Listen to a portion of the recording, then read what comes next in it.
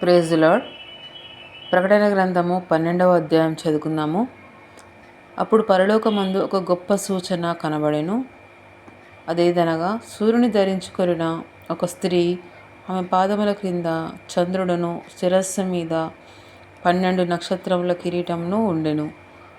ఆమె గర్భిణి అయి ప్రసవ వేదన పడుచు ఆ నొప్పులకు కేకలు వేయుచుండెను. అంతటా పరలోకమందు ఇంకొక సూచన కనబడెను.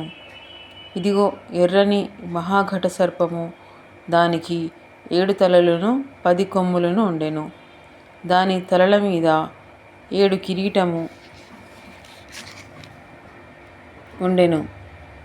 దాని తోక ఆకాశ నక్షత్రములలో 3వ భాగము నుంచి వాటిని భూమి మీద పడజేసెను. కననయ్యున్న ఆ స్త్రీ కనగానే ఆమె శిశువును మృంగివేయవలనని ఆ ఘటసర్పము స్త్రీ ఎదుట నిలుచుండెను. సమస్త జనములను ఇనుపదండముతో ఏలనయ్యున్న ఒక మగ శిశువు ఆమె కనగా, ఆమె శిశువు దేవుని యొద్దకును ఆయన సింహాసనము యొద్దకును కొనిపోబడెను. ఆ స్త్రీ అరణ్యమునకు పారిపోయెను. అచ్చట వారు 1260 దినములు ఆమెను పోషింపవలెనని దేవుడు ఆమెకు ఒక స్థలము సిద్ధపరిచి ఉండెను. అంతటా పరలోకమందు యుద్ధము జరిగెను. మిఖాయేలును అతని దూతలను ఆ ఘటసర్పముతో యుద్ధము చేయవలని ఉండగా, ఆ ఘటసర్పమును దాని దూతలను యుద్ధము చేసిరి, కానీ గెలవలేకపోయిరి.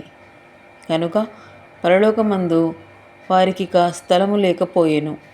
కాగా సర్వలోకమును మోసపుచ్చుచు అపవాది అనియు సాతాననియు పేరుగల అది సర్పమైన ఆ మహాఘట సర్పము పడద్రోయబడెను.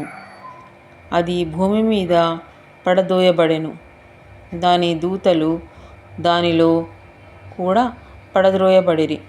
మరియు ఒక గొప్ప స్వరము పరలోకమందు ఇలాగు చెప్పుట వింటిని: రాత్రింబగళ్ళు మన దేవుని ఎదుట మన సహోదరుల మీద నేరము మోపువాడైన అపవాది పడద్రోయబడి ఉన్నాడు.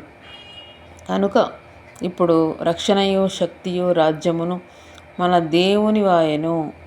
ఇప్పుడు అధికారము ఆయన క్రీస్తుదాయెను. వారు గొర్రెపిల్ల రక్తమును బట్టియు తామిచ్చిన సాక్ష్యమును బట్టియు వానిని జయించి ఉన్నారు గాని మరణం వరకు తమ ప్రాణములను ప్రేమించిన వారు కారు. అందుచేత పరలోకమా, పరలోక నివాసులారా, ఉత్సహించుడి. భూమి, సముద్రమా, మీకు శ్రమ. అపవాది తనను సమయము కొంచెమే అని తెలుసుకొని బహుక్రోధము గలవాడై మీ యొద్దకు దిగివచ్చి ఉన్నాడని చెప్పెను. ఆ ఘటసర్పము తాను భూమి మీద పడద్రోయబడి ఉండుట చూచి ఆ మగ శిశువును కనిన స్త్రీని హింసించెను. అందువలన ఆమె అరణ్యంలో ఉన్న తన చోటికి ఎగురునట్లు గొప్ప పక్షి రాజు రెక్కలు 2 ఆమెకు ఇయ్యబడెను.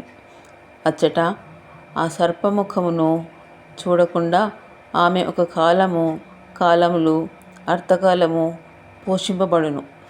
కావున ఆ స్త్రీ ప్రవాహమునకు కొట్టుకొని పోవలెనని ఆ సర్పము తన నోటి నుండి నీళ్లు నదీ ప్రవాహముగా ఆమె వెనక వెళ్ళకక్కెను. గాని భూమి ఆ స్త్రీకి సహకారి అయి తన నోరు తెరిచి ఆ ఘటసర్పము తన నోట నుండి కక్కిన ప్రవాహము మింగివేసెను.